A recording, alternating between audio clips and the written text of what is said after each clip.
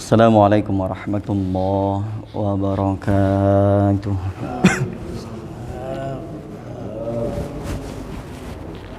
Alhamdulillah. Alhamdulillahilladzi anzala as-sakinata fi qulubil mu'minin liyazdadu imanan ma'a imanihim. Allahumma shalli wa sallim ala sayyidina Muhammadin wa ala alihi wa sahbihi ajma'in. Rabbi syrah li sadri wa yassir li amri wahlul 'uqdatam min lisani yafqahu qawli waj'al li waziran min ahli. Subhanaka la ilma lana illa ma 'allamtana innaka antal alimul hakim wa tub 'alaina innaka antat tawwabur rahim. Amma ba'du. Alhamdulillah, puji serta syukur kita panjatkan, kita haturkan kehadirat Allah Subhanahu wa taala atas segala nikmat rahmat dan karunia-Nya. Alhamdulillah, pagi hari ini lagi dan lagi Allah berikan kesempatan kita untuk menyempurnakan ibadah kita. Setelah bangun qiyamul lail, mendirikan salat malam, kemudian salat fajar, membaca Al-Qur'an, kemudian salat subuh berjamaah yang pahalanya khairum minad dunya wa ma fiha, lebih baik daripada dunia beserta isinya. Kemudian kita lanjutkan dengan ta'lim kultum sebentar ya. Salawat salam semoga senantiasa kalian curahkan kariban baginda Nabi besar Muhammad sallallahu alaihi wa alihi wasallam. Allahumma shalli wa sallim wa barik alaihi. Alhamdulillah, jamaah rahimakumullah. Pagi hari ini masih di awal-awal tahun 2022, masih di akhir daripada bulan Jumadil Awal, kemudian akan masuk pada Jumadil Akhir. Itu artinya sebentar lagi kita juga akan masuk pada bulan suci Ramadan. Jumadil Awal, Jumadil Akhir, Rajab, Sya'ban, Ramadan. Hanya tinggal menghitung beberapa bulan lagi. Pagi hari ini kita akan menyampaikan sebuah tema hukukul aqarib war rahim. Hak-hak berkerabat war rahim dan rahim yang memiliki hubungan darah, makanya disebut dengan silatur rahim, menyambung persaudaraan rahim itu yang memiliki hubungan ikatan darah. Qala Rasulullah sallallahu alaihi wasallam, yaqulu Allah ta'ala anar rahman wa hadhihi rahim syaqaqtu laha isman min ismi faman wasalaha wasaltuhu wa man qata'aha qata'tuhu. Wa qila Rasulillah sallallahu alaihi wasallam ayyun nas afdal, qala atqahumullah wa awsalahum li rahimihi wa amarahum bil ma'ruf wa nahahum 'anil munkar. Wa qala sallallahu alaihi wasallam as-sadaqah 'alal miskin sadaqah wa hiya 'ala dzir rahim isnatani sadaqah wa wasilah.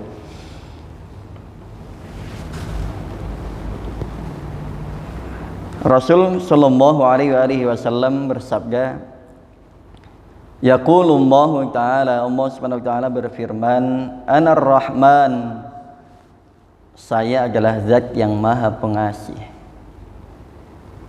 wa hadhir rahim, dan ini adalah ar-rahim. Ada Rahman, ada Rahim, dua nama yang kita sebut setiap saat, setiap waktunya, yang terkandung dalam surah Basmalah, yang kita ucapkan, kita baca setiap kita hendak melakukan sesuatu pekerjaan apapun diawali dengan basmalah. Syaqaqtu laha isman min ismi, aku sandingkan laha isman min ismi, aku sandingkan, aku dekatkan untuknya nama dari nama aku. Silatur rahim, salah satu nama Allah. Makanya orang disebut dengan silaturrahim, orang yang menyambung tali kasih. Hakikatnya menyambung itu secara pengertian adalah sesuatu yang putus. Kalau putus kita sambung. Ini yang beratnya di sini, titik beratnya adalah ketika kita disuruh menyambung sesuatu yang putus. Bukan cuman sekedar mengeratkan talinya yang sudah tersambung. Yang sudah tersambung kita rawat agar jangan sampai putus. Yang putus kita yang tugasnya adalah yang menyambung. Yang banyak adalah yang terjadi di kita itu biasanya dari orang-orang terdekat, biasanya dari keluarga. Karena terkadang kita ini ramah sekali dengan orang lain. Kita ini terkadang dekat sekali dengan orang yang tidak memiliki ikatan darah dengan kita. Bahkan sampai bilang kita ini adalah teman rasa saudara, atau orang lain rasa keluarga, karena saking dekatnya. Tetapi yang banyak lagi adalah keluarga rasa orang lain. Itu yang banyak terjadi.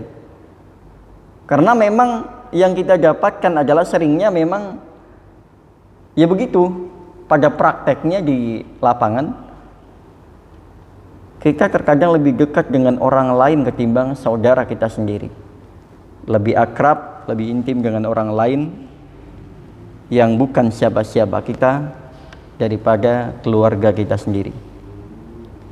Padahal ar-rahim ini adalah yang memiliki hubungan darah. Makanya hukukul aqarib, hak-hak berkerabat dan juga menyambung sanak famili. Aku sandingkan namanya dengan namaku. Faman wasolaha wasoltuhu, ini janji Allah. Barang siapa yang mau menyambungnya, menyambung tali sanak famili silaturrahim, wasoltuhu, aku akan sambung hubunganku dengan orang tersebut. Akan Allah bangun koneksi dengan orang tersebut sehingga jaringannya kuat antara hubungan dia dengan Allah Subhanahu wa taala itu. Padahal kita menyambung dengan manusia, dengan keluarga. Tapi janji Allah, barang siapa yang mau menyambungnya, maka aku akan menyambung hubunganku dengannya. Kalau hubungan dengan Allah jaringannya kuat, ini udah pasti. Untuk download itu gampang. Artinya permintaan asal kapasitas memori kita kuat, itu nanti gampang karena jaringannya sudah kuat, sehingga bisa jadi adalah keinginan dan harapan kita Allah wujudkan dan kita memiliki hubungan spesial dengan Allah Subhanahu wa taala. Tetapi sebaliknya, waman qata'aha qata'tuhu, dan barang siapa yang memutus silaturrahim, qata'tuhu, aku akan memutus hubunganku dengannya. Ternyata ada hubungannya, hubungan kita dengan sesama manusia horizontal, ada hubungannya dengan vertikal kita dengan Allah Subhanahu wa taala. Jadi jangan merasa hubungan kita dengan manusia nggak ada hubungannya dengan Allah. Ini janji Allah, makanya begitu. Faman wasolaha wasoltuhu wa man qata'aha qata'tuhu. Siapa yang menyambung akan aku sambung hubunganku dengannya, barang siapa yang memutus akan aku putus hubunganku dengannya. Ini berat. Untuk menyambung silaturahim makanya berat. Karena ya tadi terkadang kita juga gampang sakit hati. Kadang sakit hatinya nggak sembuh-sembuh, sehingga ketika sekali tersakiti atau sekali pernah ada insiden, kejadian, hilang. Biasanya yang merusak itu salah satunya adalah hutang piutang dan lain sebagainya. Itu salah satunya adalah yang merusak hubungan baik keluarga maupun orang lain. Ini yang sering terjadi di sekitar kita dan susah untuk kembali akrab seperti sebelumnya, meskipun hutang itu terkadang sudah terbayar atau terlunasi, tetapi hubungan itu sudah mulai beda. Nah, ini makanya salah satu yang mempengaruhi itu. Wa qila li Rasulillah sallallahu alaihi wasallam ayyun nas afdal. Dikatakan kepada Rasulullah sallallahu alaihi wasallam, Rasulullah ditanya maksudnya, ayyun nas ya afdal ya Rasulullah. Ayyun nas, manusia yang modelnya seperti apa ya Rasulullah yang paling utama, atau manusia yang utama itu yang seperti apa ya Rasulullah? Rasul menjawab, atqahumullahu wa awsalahum lirahimihi. Yang pertama adalah yang paling bertakwa. Karena sudah jelas Allah sampaikan, inna akramakum indallahi atqakum. Sungguhnya paling mulia-mulianya kalian adalah di sisi Allah adalah orang yang atqakum, orang yang paling bertakwa. Ini dalam hal ini tidak ada fisik, nggak ada ukuran fisiknya, tapi yang paling bertakwa. Rasulullah ketika ditanya oleh orang kepada sahabatnya, ayun nasi afdal ya Rasulullah, orang yang seperti apa sih ya Rasulullah yang paling utama itu? Beliau menjawab, atqahumullahu wa awsalahum lirahimih. Yang pertama adalah orang yang paling bertakwa kepada Allah Subhanahu wa taala, yang paling menjaga hubungannya dengan Allah, yang paling membangun koneksi dengan Allah Subhanahu wa taala, yang paling bisa menjaga ibadahnya kepada Allah Subhanahu wa taala. Ibadah beserta rangkaiannya, ikhlas dan lain sebagainya. Yang berikutnya adalah wa awsalahum lirahimih, dan yang paling menjaga hubungan kekerabatannya dengan keluarga dan juga dengan orang-orang yang terdekat dengan kita. Yang berikutnya wa amarahum bil ma'ruf, yaitu yang paling bisa beramar ma'ruf, wanhahum 'anil munkar, dan yang paling bisa mencegah kepada kemungkaran. Ini harus kita padukan antara amar ma'ruf nahi mungkar. Jangan sampai kita rajin amar ma'ruf, rajin ngajakin orang kepada kebaikan, tetapi ada kemaksiatan kita biarkan. Karena inilah yang melatar belakangi terjadinya azab dulu di Bani Israel. Dalam sebuah ayat disampaikan, a'udzubillahi minasyaitonir rajim, lu'inal ladzina kafaru min bani Israil ala lisani Dawud wa Isa bin Maryam dzalika bima asaw wa kanu ya'tadun kanu la yatanahawna an munkarin fa'aluhu labisa ma kanu yaf'alun. Jadi ini yang melatar belakangi diazabnya Bani Israel dulu, diazab oleh Allah SWT, dilaknat. Lu'inal ladzina kafir, orang-orang kafirnya dilaknat oleh Allah. Ala lisani Dawud wa Isa bin Maryam, atas lisannya, melalui lisannya Nabiullah Dawud dan Nabi Isa putra Maryam. Kenapa? Karena mereka yang melakukan zalika bima asaw wa kanu ya'tadun, mereka bermaksiat, bermaksiat kepada Allah dengan terang-terangan menantang Allah, dia melakukan kemaksiatan dan juga sudah melampaui batas kemaksiatannya. Kalau maksiat biasa itu mungkin masih bisa ditoleransi dengan kita ingatkan saja. Tapi bukan hanya bermaksiat, tapi sudah kelewat batas. Loh, maksiat itu bukan kita melakukan kemaksiatan ke tempat-tempat maksiat saja. Dengan kita meninggalkan perintah Allah saja, itu sudah masuk kategori maksiat. Dzalika bima asaw wa kanu ya'tadun kanu la yatanahawna 'an munkarin fa'aluh. Bahkan yang diazab bukan hanya orang-orang kafirnya saja, orang-orang pembesarnya yang berpengaruh, tokoh-tokohnya juga ikut diazab. Kenapa? Kanu mereka la yatanahawna an munkarin fa'alu. Mereka tidak mau mencegah. Mereka nggak ngajak kebaikan, nggak mau mencegah kepada kemungkaran. Membiarkan orang-orang berlaku maksiat.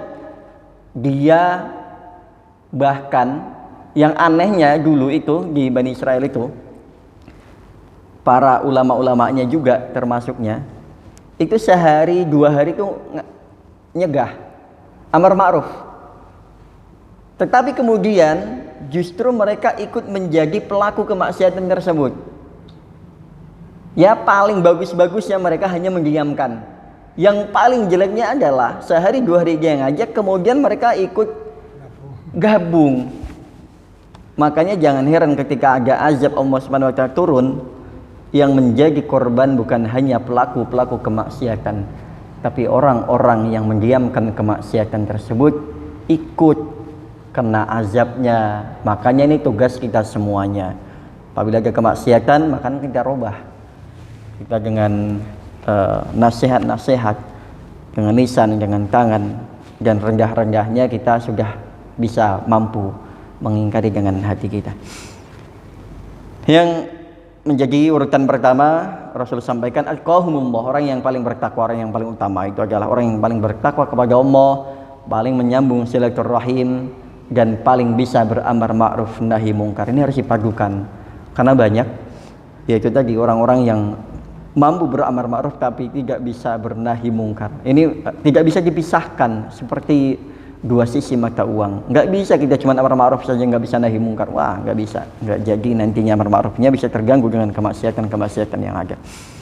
Wa qala sallallahu alaihi wasallam shadaqatu 'alal miskin shadaqah ya 'ala dzirrahim isnatani shadaqah wa wasilah. Rasul sampaikan dalam masih berkaitan dengan hukukul aqrib ar-rahim. As-shadaqatu 'alal miskin, sedekah kepada orang-orang yang miskin, yang tidak memiliki kemampuan untuk memenuhi kebutuhan atau kebutuhannya hasil dari kerjanya tidak mencukupi daripada kebutuhannya, nombok terus, tekor terus meskipun gajian, fakir miskin, kita sedekah kepada mereka, itu masuk kategori sedekah pahalanya. Tetapi ketika sedekah itu kita salurkan kepada fakir miskin yang memiliki hubungan kerahiman dengan kita, maka nilainya 2, nilai sedekah dan nilai silaturahim. Wahya sedekah wa silaturahim, nilainya sedekah dan silaturahim. Makanya dianjurkan dalam Islam adalah sebelum melebar kita jauh-jauh kerabat dan orang-orang sekitar, jangan kita jauh di sana nyari-nyari fakir miskin sedangkan di sekitar kita, tetangga kita masih nah ini repot.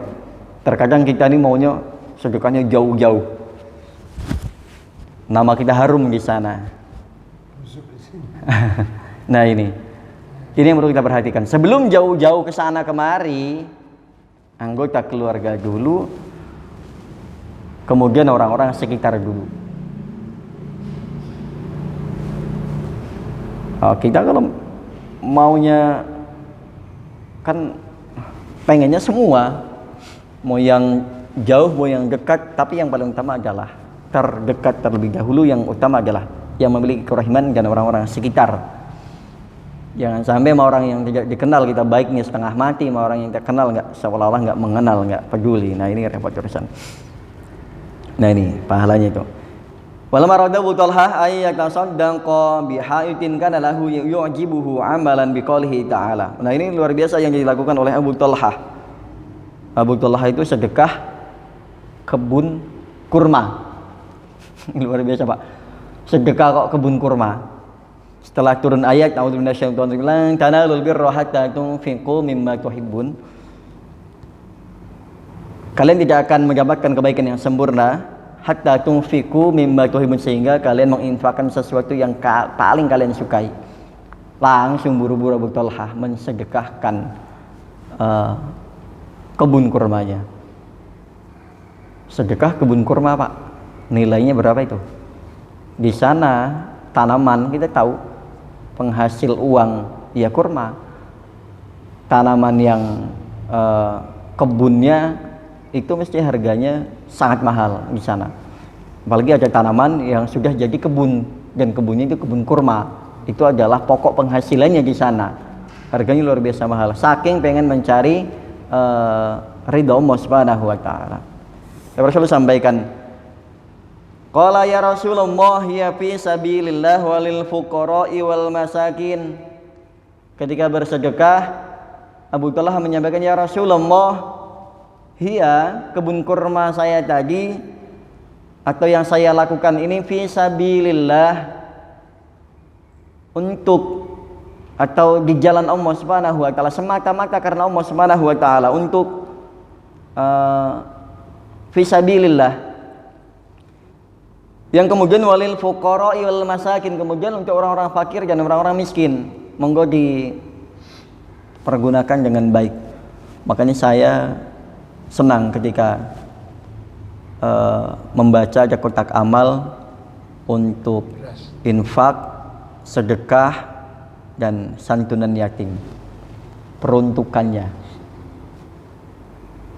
ada prakteknya, bagaimana nanti pengurus yang menjalankannya. Tapi ingat, ketika ada 3 tulisan itu, orang naruh pasti akan beda-beda. Makanya itu juga bisa harus diperhatikan dalam penyalurannya. Karena orang ketika wah buat masjid atau buat ini ya, pasti milih-milih. Ya udah infak deh, ya udah sedekah deh, ya udah untuk yatim. Karena terpisah kotaknya. Tapi bagaimana nanti untuk pelaksanaannya, monggo silahkan yang berwenang. Nah, kemudian setelah Rasul ditanya begitu, faqala alaihi salatu wasalam, wajaba ajruka 'ala Allah. Wajaba itu kalau bahasa aslinya adalah wajib, tapi di sini juga Rasul mengartikan pasti. Wajaba itu bisa wajib, bisa pasti. Sudah pasti ajruka, pahalamu 'ala Allah, dari Allah Subhanahu wa taala, atas Allah Subhanahu wa taala.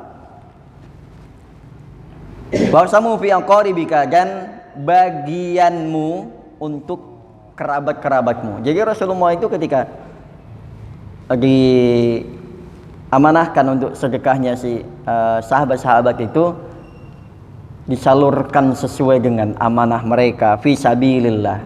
Rasulullah sampaikan, wajib ajruka 'ala Allah, pasti Allah memberi ganjaran pahala kepadamu dan bagianmu kepada kerabat-kerabatmu terpenuhi semuanya. Dibagi sesuai dengan hak-haknya masing-masing. Sesuai dengan haknya masing-masing. Nah, ini jamaah sekalian, bagaimana kita menjalin komunikasi dengan Allah, salah satunya bisa melalui membangun komunikasi dengan sesama manusia. Wabil khusus yang paling spesifik lagi adalah menyambung silaturahim, sama juga dengan menyambung hubungan kita kepada Allah Subhanahu wa taala. Jadi ada hubungannya kita menyambung silaturahim dengan kita menyambung hubungan dengan Allah Subhanahu wa taala. Teman-teman sekalian, mudah-mudahan kultum singkat pada pagi hari ini semakin menyadarkan kita betapa pentingnya kita membangun silaturahim dan juga membangun komunikasi dengan Allah Subhanahu wa taala. Dengan wasilah silaturahim ini mudah-mudahan Allah berkenan menyambung hubungan Allah dengan kita, menyambung hubungan kita dengan Allah Subhanahu wa taala, sehingga kita memiliki hubungan yang baik dengan Allah, memiliki hubungan yang baik dengan sesama manusia, sehingga kita memiliki bekal untuk ketika nanti kita menghadap Allah Subhanahu wa taala, cukup bekalnya menjadikan kita ridho kepada Allah dan Allah meridhoi kita. Kepada Allah saya istighfar, kepada jamaah saya mohon maaf. Subhanakallahumma wa bihamdika asyhadu an la ilaha illa anta astaghfiruka wa atubu ilaik. Wa minkum ihdinas siratal mustaqim. Assalamualaikum warahmatullahi wabarakatuh.